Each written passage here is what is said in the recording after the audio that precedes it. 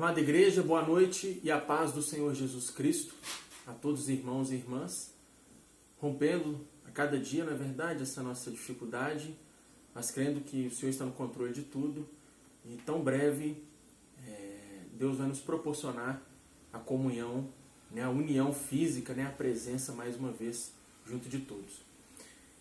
Igreja, nessa nossa mensagem de hoje, eu quero compartilhar algo que é muito importante, que talvez esteja passando um pouco despercebido. Eu convido a todos a irem comigo no livro do profeta Amós, no Antigo Testamento, já na parte final, nos profetas menores, logo após aí Daniel, Oséias, Joel, você vai encontrar Amós.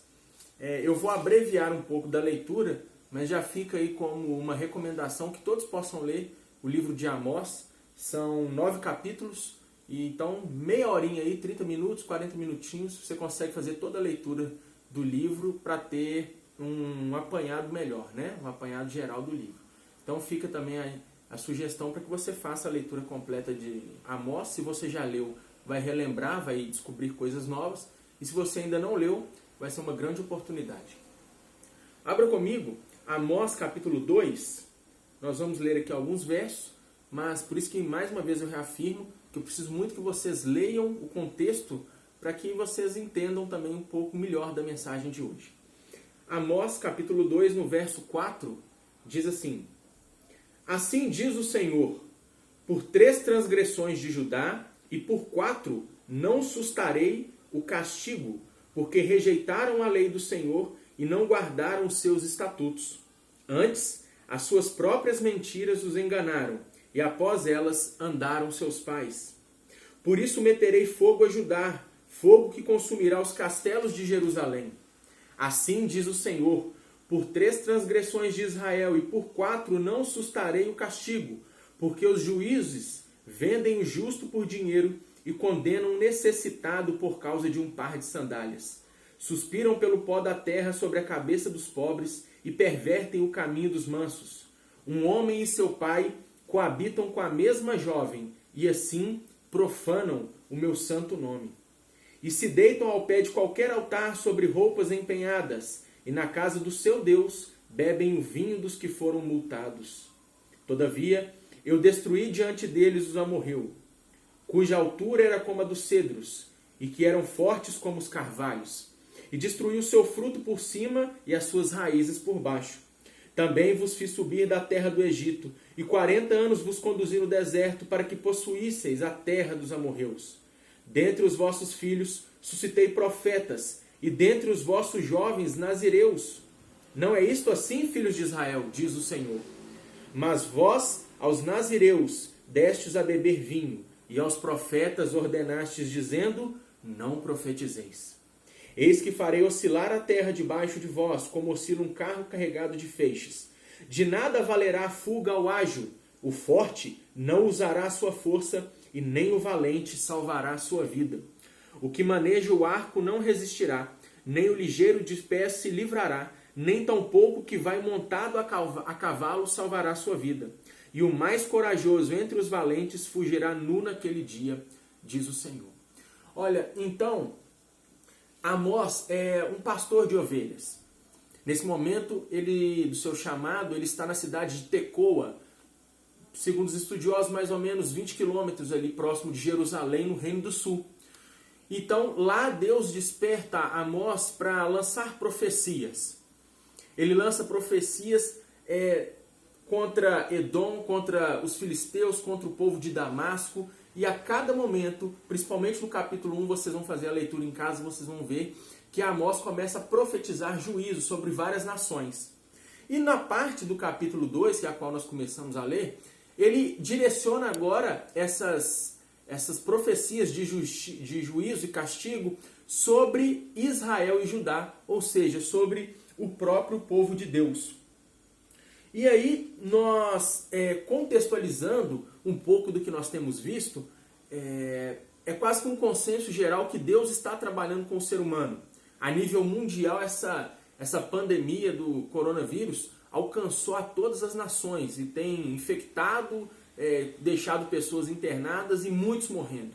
Então é uma forma, creio eu, que Deus está operando um castigo, um juízo com a humanidade, com o ser humano.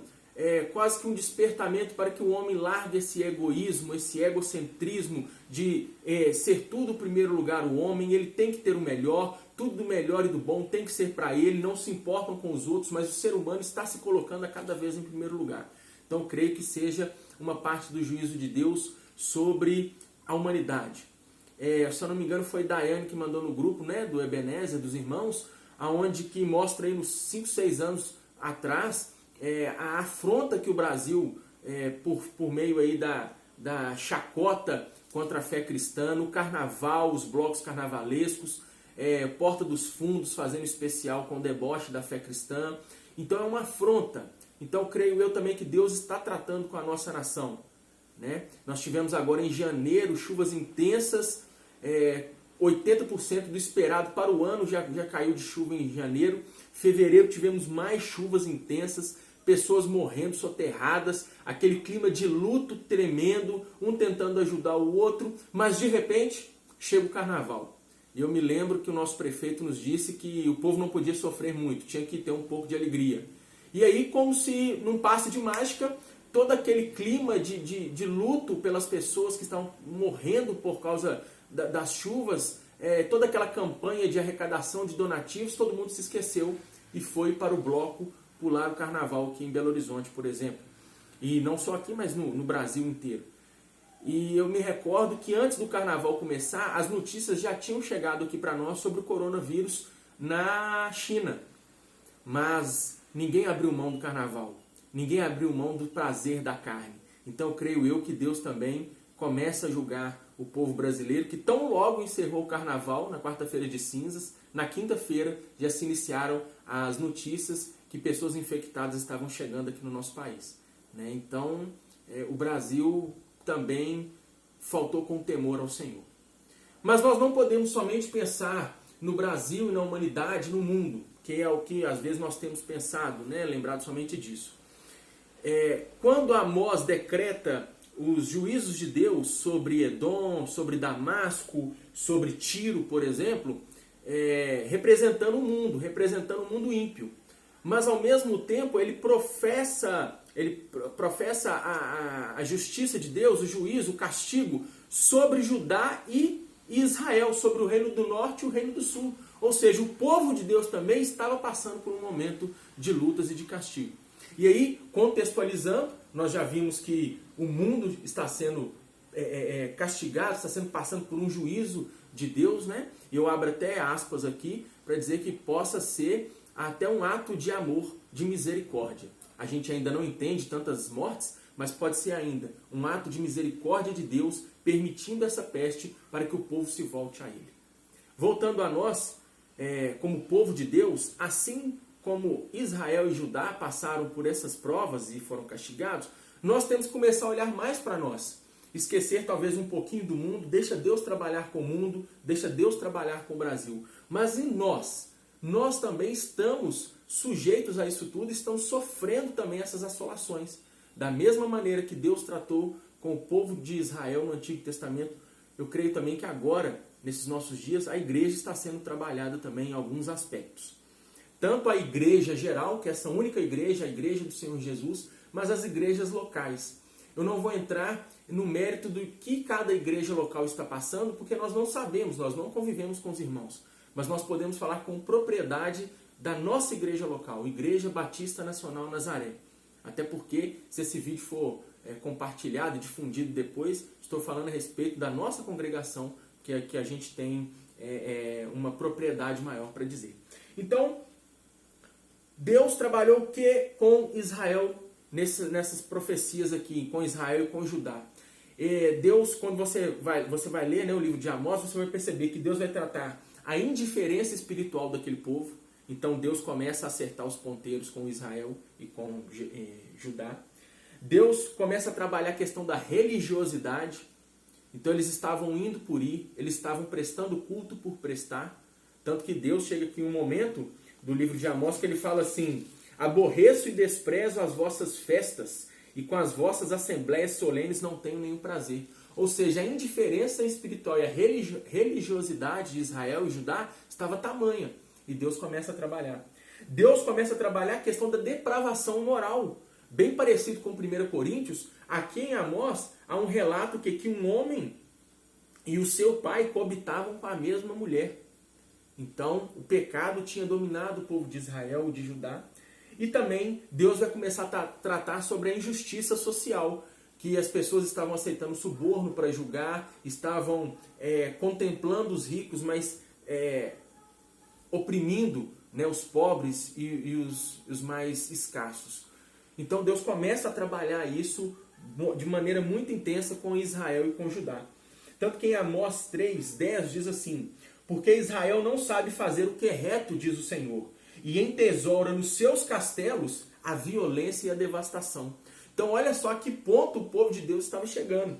Não sabia mais fazer o que é reto perante Deus e estava entesourando dentro dos seus castelos violência e devastação. Essa era a situação do povo de Deus. E aí, quando a gente contextualiza, então, vamos trazer para nós. E para nós? Como que Deus está trabalhando conosco? Por que Deus está trabalhando conosco desta maneira? O filho e a filha, ele tem que estar bem alinhado com a vontade do pai. O filho e filha, ele sabe a vontade do pai, ele conhece cada passo, o olhar do pai, o jeito que o pai trabalha, o modo do pai falar. O filho e filha, ele conhece bem. E nós, como filhos e filhas de Deus, precisamos estar atentos e saber por que Deus está trabalhando dessa forma conosco. Deus está tratando com o ser humano, com a nação, com a igreja, mas também com cada igreja local, creio eu. E com a nossa igreja, como Deus está tratando. Eu vejo, irmãos, que nós estamos passando por esse momento de ausência física. Perdemos a oportunidade de cultuar a Deus em unidade ali. Os nossos cultos estão suspensos. Então, como Deus está trabalhando isso conosco? Para que, em primeiro lugar, nós possamos valorizar a liberdade cristã que nós temos. Nós vivemos num país que respeita a nossa profissão de fé, nós não somos perseguidos, nós temos a oportunidade de cultuar a Deus. Nós temos uma casa de oração que tem uma estrutura fantástica, que já tem há 32 anos, né? Ela tem sido sustentada pelo próprio Deus. Nós temos culto terça-feira, quarta, quinta estudo bíblico, sexta-feira tem culto, sábado tem culto. Nós talvez somos uma das poucas igrejas ainda que preservaram a escola bíblica dominical no domingo pela manhã. Nós temos a celebração do culto à noite. E o quanto nós temos valorizado isso? Agora talvez seja um momento que nós vamos sentir falta. Há um ditado que diz que a gente só dá valor quando perde, não é verdade? Então talvez Deus está nos fazendo perder, ficar longe desses cultos para que a gente aprenda a dar valor. E não perca mais os trabalhos por qualquer motivo, por um mero cansaço, um mero sono, uma mera dor de cabeça. E eu me incluo com os irmãos e irmãs, porque tenho faltado também em alguns trabalhos. Podia muito mais estar mais assíduo, mais presente, mas por algumas coisinhas tão simples, nós vamos colocando empecilhos e deixamos de congregar. E agora nós não temos mais a opção de congregar durante esse tempo. Então Deus vai estar trabalhando isso conosco. Você está sentindo falta dos cultos? Como é que seu coração está? É para que a gente possa valorizar mais. Agora o pior é se você não estiver sentindo falta. Aí você tem que dobrar o joelho e clamar a Deus misericórdia. Porque você ainda não sentiu. Porque você está indiferente com aquilo tudo, da mesma forma que Israel e Judá estavam indiferentes com as coisas do Senhor. Precisamos avaliar isso, não é verdade? Deus trata conosco também sobre a importância de se congregar. Então, olha só a importância de nós estarmos juntos, unidos. Eu estava falando com a minha família no domingo pela manhã que esses nossos laços de sangue, de carne com a nossa família é muito forte.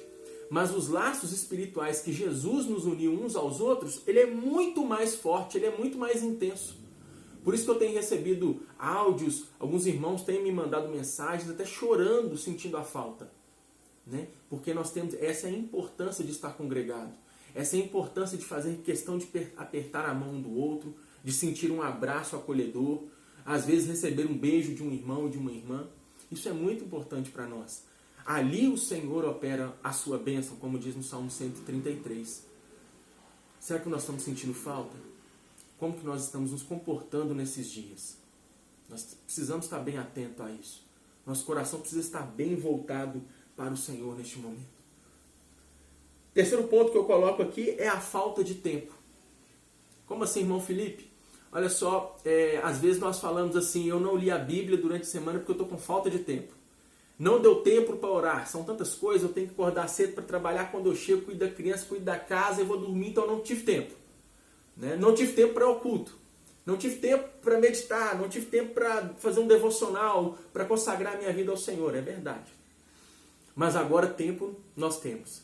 Né? Nós estamos afastados do trabalho, né? A grande parte dos irmãos e irmãs, mas tempo que não vai faltar agora. Então, pela nossa palavra, Deus vai nos julgar. Nós falamos tanto que não tínhamos tempo para ir no culto durante a semana, mas temos tempo agora para fazer o nosso culto em casa. Nós não tínhamos tempo para orar, mas agora tempo nos basta. Tempo nós temos de sobra. E aí nós estamos orando, sim ou não? Será que era o tempo mesmo? Ou era a falta de querer orar? Por isso que eu vejo que Deus está trabalhando muito conosco também. Igreja Batista Nacional Nazaré. E também, o quarto ponto aqui que eu coloco, é que Deus está trabalhando conosco confiança. Olha só, no passado nós tivemos o encontro da Sociedade de Senhoras, onde o tema foi confiança, e foram 2 dias incríveis, tanto no sábado quanto no domingo. As mensagens, os períodos de louvor, as orações, o quebrantamento, a entrega, e nós proclamamos, né, que nós iríamos confiar no Senhor. Ainda que a figueira não florescesse, como foi a mensagem de Rafael, nós confiaremos em Ti. E agora, mais do que nunca, é a hora de nós colocarmos em prática tudo que nós ouvimos, tudo que nós declaramos, todas as mãos que foram levantadas. Agora é o momento de ter confiança em Deus, de que nada vai nos faltar, de que nós estaremos seguros, de que vai dar tudo certo. É a hora de ter confiança, é a hora de exercitar a nossa fé agora. Então recordem do encontro da Sociedade de Senhoras, que para mim foi tão marcante, o tema foi confiança. Então Deus não nos ia falar por falar para termos confiança. Ele ia nos preparar antes para que a prova fosse colocada na nossa frente. E nós vamos precisar ser aprovados, não é verdade? Então sem desespero, sem loucura, sem histeria, mas vamos caminhando dia após dia. Alguns estão falando que vai demorar 3 meses, 4 meses. Não pense daqui a 3, 4 meses. Pense dia após dia. Porque aquele que quer vir após mim, negue-se a si mesmo. Tome a sua cruz, como diz lá no livro de Lucas, dia após dia e siga-me. Então, mais do que nunca, nós precisamos viver dia após dia esse Evangelho de Cristo na nossa vida. Confiança também, Deus vai tratar muito conosco. Amós 5,15 diz assim: aborrecei o mal e amai o bem, estabelecei na porta o juízo. Olha, nós precisamos mudar a nossa atitude. Aborrecei o mal e amai o bem. As nossas práticas, a nossa vida cristã prática está sendo provada.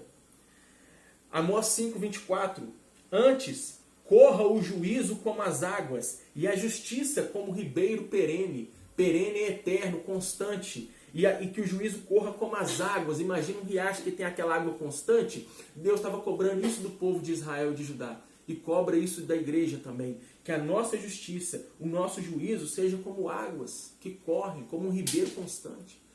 Então, nós tenhamos uma vida reta e justa perante o Senhor. Uma vida longe de pecado, irmãos. Por mais difícil que seja, nós precisamos lutar contra ele. Nós não podemos nos contentar e nos render ao pecado e simplesmente pedir perdão a Deus depois e voltar nas mesmas práticas. Nós precisamos ser totalmente diferentes. Nós precisamos chorar pelo pecado cometido e ter uma mudança genuína na nossa vida, não é verdade?